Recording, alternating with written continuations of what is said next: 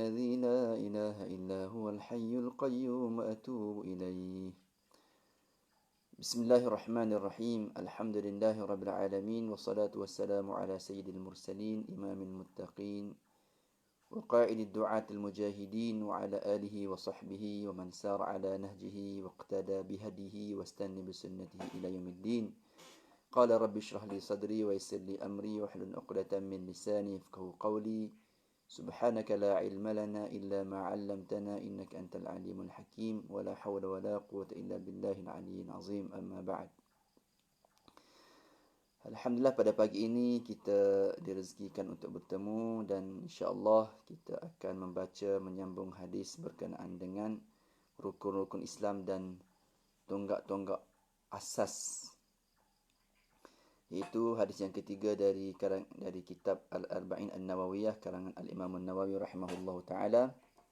Hadisnya berbunyi, An Abi Abdurrahman Abdullah bin Umar bin Al-Khattab radhiyallahu taala anhu قال سمعت رسول الله صلى الله عليه وسلم يقول بني الإسلام على خمس شهادة أن لا إله إلا الله وأن محمد رسول الله وإقام الصلاة وإيتاء الزكاة وحج البيت وصوم رمضان. Daripada Abu Abdurrahman Abdullah bin Umar Al-Khattab radhiyallahu taala anhum, beliau berkata, aku mendengar Rasulullah sallallahu alaihi wasallam bersabda, Islam dibina di atas 5 perkara. Yang pertama, penyaksian bahawa tiada Tuhan, tiada ilah yang berhak disembah melainkan Allah dan Nabi Muhammad itu Rasulullah. Mendirikan salat, menunaikan zakat, mengerjakan haji ke Baitullah dan berpuasa bulan Ramadan. Hadis ini diriwayatkan oleh Al-Imam Al-Bukhari dan Imam Muslim. Dalam kitab Al-Imam Al-Bukhari, hadis ini dikeluarkan dalam kitab Iman, dalam bab Imam. Iman dan sabda Nabi SAW, Islam dibina di atas 5 perkara. Hadis bernombor 8. Imam Muslim pula meriwayatkannya dalam kitab Al-Iman, dalam bab penjelasan terhadap rukun-rukun Islam dan tonggak-tonggak asasnya. Hadis bernombor 16. Muslimin dan muslimat yang dirahmati Allah sekalian, apakah kedudukan hadis ini? Hadis ini adalah hadis yang sangat penting. Yang sangat penting dan sangat agung, kerana ia merupakan salah satu daripada kaedah Islam, dan hadis ini menghimpunkan hukum hakam. Ini disebabkan oleh, di dalam hadis ini terdapat pengenalan terhadap agama dan persoalan-persoalan yang berhubung dengannya, serta himpunan hukum-hukumnya. Himpunan rukun-rukun Islam. Dan rukun-rukun ini ada nasnya di dalam Al-Quran. Sebelum kita pergi kepada huraian dan penjelasan berkenaan dengan rukun-rukun Islam ini, ada beberapa perkataan yang perlu kita huraikan. Yang pertamanya perkataan bunia. Bunia ini maksudnya dibina ataupun diasaskan. Bunyan Islamu ala khamsin. Ala khamsin bermaksud 5 perkara. Dalam riwayat yang lain disebut ala khamsah. 5 tonggak atau 5 rukun. Syahadah. Syahadah bermaksud mengakui, mengikrar ataupun membenarkan. Ikrar maknanya mengakui dan juga membenarkan tasdiq. Al-iqrar wa tasdiq, syahadah. Wa iqamis salah, mendirikan salat. Maksudnya berterusan melakukan salat. Semua syarat, rukun serta sunat, jaga adab-adab dan semuanya itu dilakukan dengan sempurna. Kandungan hadis. Apa yang kita dapat belajari daripada hadis ini? Yang pertamanya, binaul Islam, binaan Islam, bunyal Islam. Rasulullah sallallahu alaihi wasallam memperumpamakan Islam yang baginda bawa ini itu untuk membawa manusia, membawa insan keluar daripada daerah kekufuran, daerah jahiliyah dan memasuki daerah kebenaran yang melayakkannya untuk memasuki syurga, serta menjauhkannya daripada neraka, menyelamatkan daripada neraka, membahagiakan dengan memasukkan ke dalam syurga. Itu adalah tiket Islam. Dan tiket Islam ini dengan binaan yang kukuh, yang tegak di atas asas dan dasar yang tetap dan mantap. Baginda menjelaskan bahawa dasar pembinaan Islam ini ialah lima tiang. Tiang yang pertama iaitu syahadah. Penyaksian bahawa tiada Tuhan, tiada ilah yang berhak disembah melainkan Allah, dan Nabi Muhammad itu adalah pesuruh Allah. Makna syahadah ini iaitu mengakui tentang kewujudan Allah Subhanahu Wa Taala dan keesaan Allah Subhanahu Wa Taala, serta membenarkan kenabian, kerasulan Nabi Muhammad sallallahu alaihi wasallam, dan juga membenarkan risalahnya, membenarkan nubuwahnya. Rukun ini umpama asas. Jika dinisbahkan dengan rukun-rukun lain, maka Rasulullah sallallahu alaihi wasallam menyebut dalam hadis, umirtu an uqatilan nasa hatta yashhadu an la ilaha illallah wa anna Muhammadan Rasulullah. Aku diperintahkan oleh Allah supaya memerangi manusia sehingga mereka menyaksikan bahawa tiada Tuhan, tiada Allah, tiada ilah yang berhak disembah melainkan Allah, dan bahawasanya Muhammad itu adalah pesuruh Allah. Hadis muttafaqun alaih, diriwayatkan oleh Bukhari dan Muslim. Dalam hadis lain, Nabi SAW juga bersabda, man qala la ilaha illallah mukhlisan dakhala al-jannah. Sesiapa yang menyebut la ilaha illallah dengan penuh keikhlasan, nescaya dia akan masuk syurga. Hadis ini sahih dan dikeluarkan oleh Al-Imam Al-Bazzar. Muslimin dan muslimat yang dikasihi sekalian, daripada hadis ini kita tahu bahawa rukun yang pertama ialah penyaksian, dan Rasulullah sallallahu alaihi wasallam sangat menitik beratkan tentang penyaksian ini kerana itu adalah tiket, itu adalah pintu untuk kesejahteraan di dunia dan kebahagiaan di akhirat. Yang kedua, hadis ini menjelaskan kepada kita tentang mendirikan solat secara istiqamah. Yang dikehendaki dengannya ialah menjaga solat, mendirikannya di dalam waktu, melaksanakannya dengan sempurna rukun, sempurna syarat, sempurna adab dan sunatnya, sehingga dia memberi kesan positif kepada diri kita sebagai individu Muslim. Dan kesan daripada itu ialah kita akan meninggalkan keburukan dan kemungkaran. Sebagaimana Allah Ta'ala berfirman, wa aqimus salah, innas salata tanha 'anil fahsya'i wal munkar. Dirikanlah salat dengan tekun, sesungguhnya sembahyang itu akan mencegah kita daripada perbuatan keji dan mungkar. Ya, memang ada orang kata orang Islam ni banyak buat jahat. Mereka banyak buat jahat. Mereka solat tapi mereka buat jahat. Mereka solat tapi mereka buat jahat. Kita kata solatlah lagi. Solatlah secara istiqamah berterusan. Mudah-mudahan solatnya itu akan membantu mencegahnya daripada perbuatan keji dan mungkar. Muslimin dan muslimat yang dikasihi sekalian, solat itu adalah menjadi kayu ukur pemisah di antara seseorang lelaki itu sama ada dengan syirik dan kufur. Itu adalah tanda. Bainar rajuli wa bainar syirki wal kufri tarkus salah. Pemisah di antara seseorang lelaki yang syirik, antara seorang lelaki dengan syirik dan kufur ialah dia meninggalkan solat. Kalau dia tidak solat, itu tanda-tanda bahawa dia mendekati kekufuran dan kesyirikan. Begitu juga Nabi SAW mengingatkan tentang solat itu adalah tiang agama. As-salatu imaduddin. As-salatu imaduddin. Okey, muslimin dan muslimat yang dikasihi sekalian. Seterusnya, rukun selepas solat ini, solat itu biasanya dikembarkan dengan zakat. Wa iqamis salat wa ita'iz zakah. Begitu juga dalam Al-Quran disebut wa yuqimus salat wa yu'tuz zakah. Bermaksud tiang yang ketiga ialah menunaikan zakat, mengeluarkan zakat. Mengeluarkan zakat ini bermaksud mengeluarkan bahagian tertentu daripada harta yang cukup nisab dan memenuhi syarat-syarat wajib zakat. Memberikan harta itu kepada orang fakir, orang miskin dan asnaf yang 8 yang berhak menerimanya. Allah Ta'ala berfirman, وَالَّذِينَ هُمْ لِلزَّكَاةِ فَاعِلُونَ وَالَّذِينَ هُمْ لِلزَّكَاةِ فَاعِلُونَ. Dan mereka berusaha membersihkan hartanya dengan menunaikan zakat. Firman Allah Subhanahu Wa Ta'ala lagi, وَالَّذِينَ فِي أَمْوَالِهِمْ حَقٌّ مَعْلُومٌ لِلسَّائِلِ وَالْمَحْرُومِ. Dan mereka yang menentukan bahagian dan harta-hartanya menjadi hak yang termaklum bagi orang miskin dan orang yang meminta, dan orang miskin yang menahan diri tidak meminta-minta.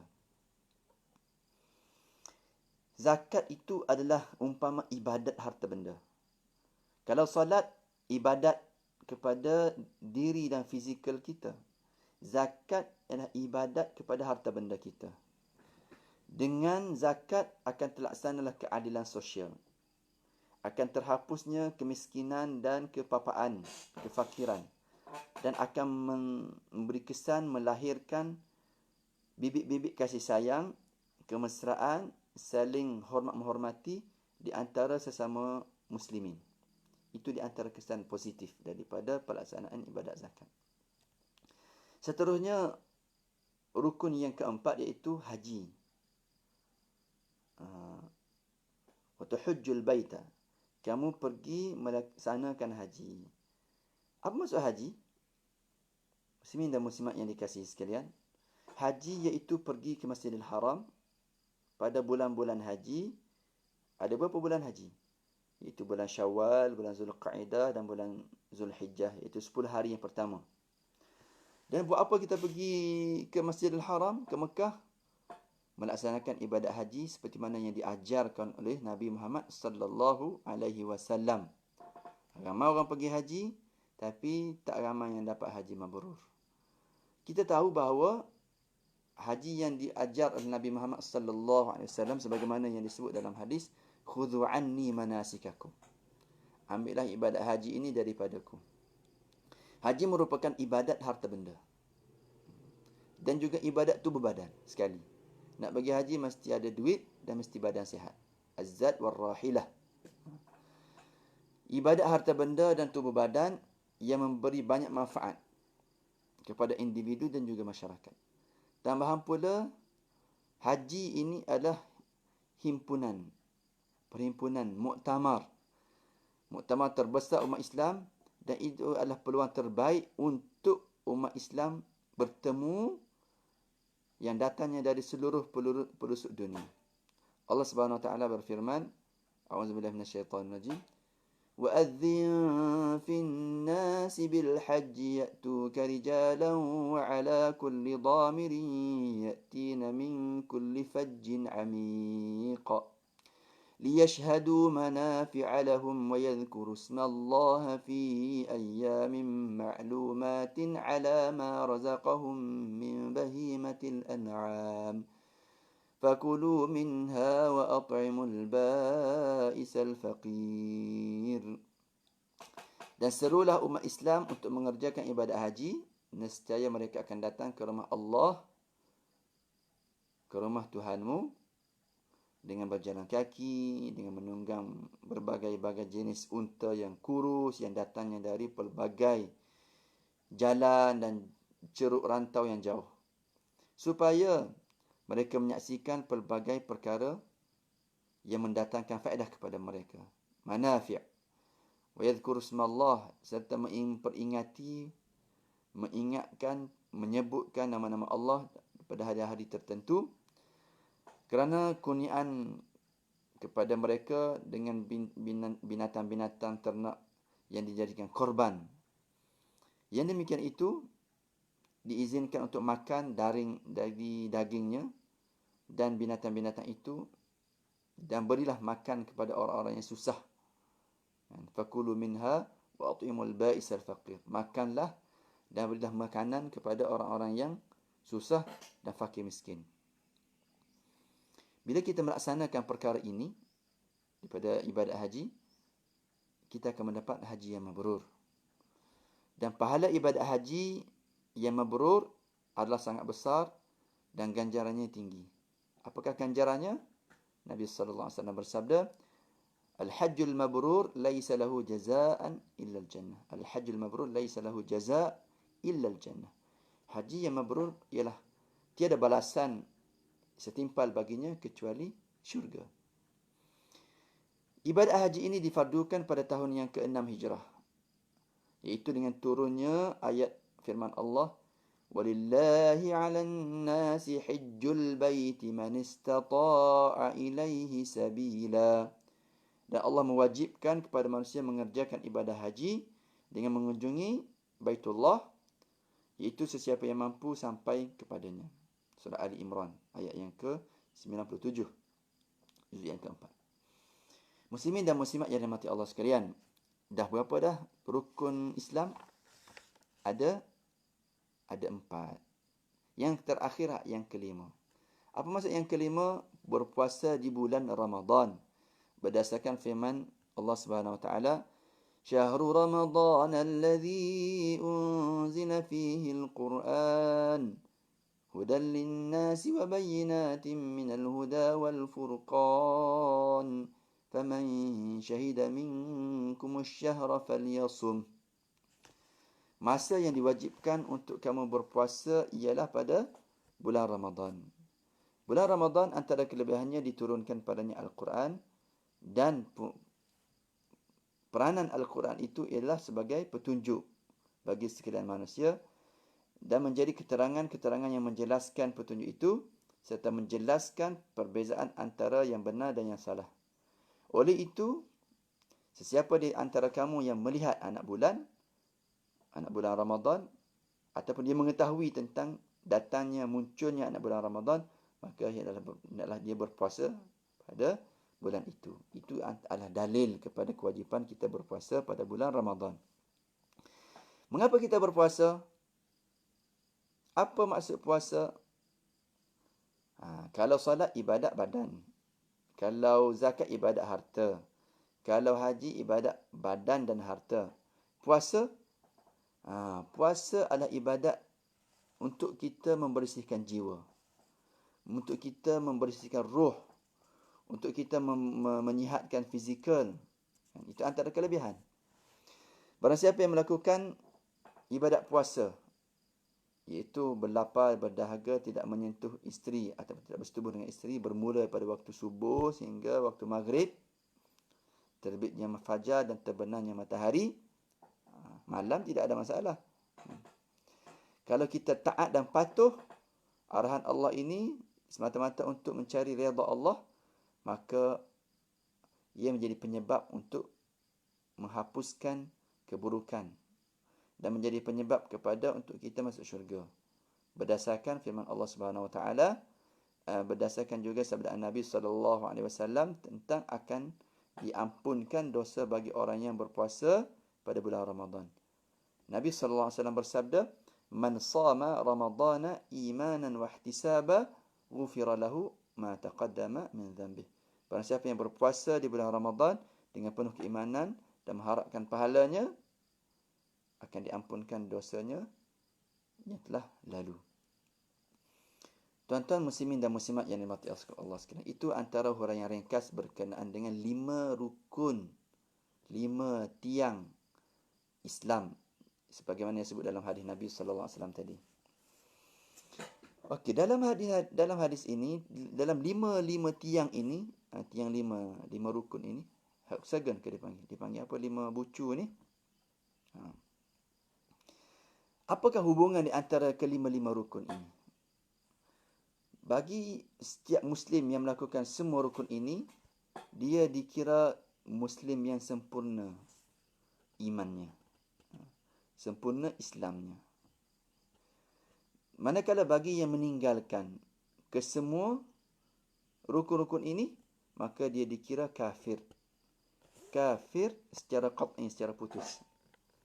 Begitu juga sesiapa yang mengingkari salah satu daripadanya, ijma' ulama' mengatakan bahawa dia bukanlah seorang Muslim.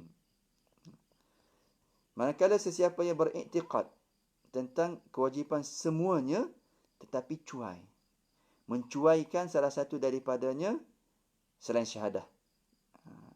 Dia tidak solat, dia tidak zakat, dia tidak haji, dia tidak puasa. Kenapa? Kerana dia malas, maka dia dikira fasik. Sesiapa yang melakukannya dan hanya mengakuinya dengan lidah secara berpura-pura, dia buat semua, dia mengakui semua tapi dengan lidah saja, yang ini dipanggil munafik kerana hatinya tidak terima. Buat, sebut tapi hati tidak i'tiqad, maka dia dipanggil munafik. Muslimin dan muslimat yang dikasihi sekalian, apakah matlamat ibadah ini? Ibadah yang dikehendaki dalam Islam bukanlah semata-mata tasawur ataupun gambaran ataupun bentuk zahirnya sahaja, tetapi yang dikehendaki dengan ibadah ini ialah tujuan, maksud, makna dan pelaksanaannya. Oleh itu, tidak ada manfaat bagi ibadat-ibadat ini. Tidak ada manfaat bagi solat sekiranya dia tidak dapat mencegah, menghalangnya daripada perbuatan keji dan mungkar. Tidak ada manfaat bagi ibadat puasa sekiranya pelakunya tidak dapat meninggalkan perkara-perkara yang haram, makanan-makanan yang haram. Dia berpuasa daripada perkara yang halal, tapi tak dapat menghalang, menyekat dia daripada mengambil yang haram juga. Maka puasa itu seolah-olah tidak ada erti baginya. Begitu juga tidak diterima haji ataupun zakat yang dilakukan dengan riak dan nak masyhur. Pergi haji nak dapat title haji, hajah, kan? Ataupun bagi zakat nak dapat tata dermawan, budiman, memberikan harta kepada orang semata-mata kerana kemasyhuran. Tapi ini tidaklah bererti kita boleh meninggalkan ibadat ini jika kita tidak tercapai hasilnya. Walaupun saya malas nak bagi zakat sebab apa, malas nak bagi sedekah sebab apa, tak ikhlas. Tak, kena beri juga, kena bersedekah juga sehinggalah kita ikhlas. Jangan kita nak tunggu kaya untuk kita berzakat, jangan kita nak tunggu ikhlas baru kita nak bersedekah. Kerana kita buatlah sedekah itu sehinggalah kita sampai martabat ikhlas. Kerana tujuan yang dikehendaki di sini ialah kita sentiasa berusaha membawa diri kita, mengajak diri kita, mendidik diri kita supaya ikhlas beribadat dan supaya mencapai segala tujuan. Muslimin dan muslimat yang dikasihi sekalian, perkara yang disebut dalam hadis di atas bukanlah bermaksud seluruh perkara yang ada di dalam Islam. Ada lagi perkara-perkara lain. Tetapi dengan mengapa Nabi sebut 5 perkara ini, baginda berpada dengan menyebut perkara-perkara memandangkan tentang kepentingannya. Sedangkan banyak lagi perkara lain. Sebab Nabi SAW sebut dalam hadis, Al-iman bid'un wa sab'una syu'batan. Iman itu lebih daripada 70 cabang. Lebih daripada 70 cabang. Bid'un wa sittu wa sab'una syu'bah.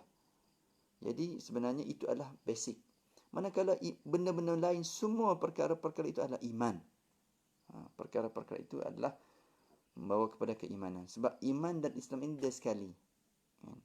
Cuma membezakannya, bila dia duduk sekali, dia dipanggil mukmin dan dia dipanggil muslim.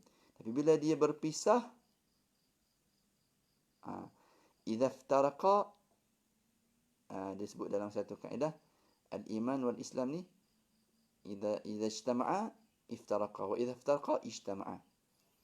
Kalau dia duduk sekali, dia kena bezalah antara iman dan Islam. Tapi kalau berpisah, dia boleh dipanggil muslim dan juga boleh dipanggil mukmin. Dan iman ataupun Islam itu adalah akidah dan amalan. Kita dapat fahami bahawa daripada hadis ini, Islam adalah akidah dan amal. I'tiqad, akidah, mukmin dan amal. Amal itu muslim. Amalan luaran itu, syariat itu adalah gambaran muslim. Dan amalan dalam itu, iman itu adalah mukmin. Oleh itu, amalan yang dilakukan tidak akan memberi manfaat tanpa iman. Begitu juga iman tidak akan memberi manfaat tanpa amal. Sebagaimana wujudnya iman tanpa amal tidak memberi manfaat.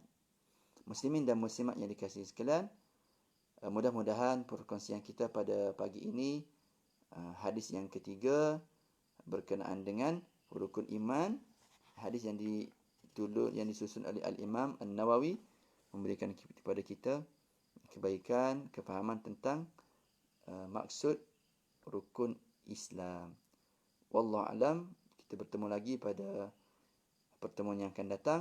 Aqulu qawli hadha wa astaghfirullah azim li wa lakum. Wassalamualaikum warahmatullahi wabarakatuh.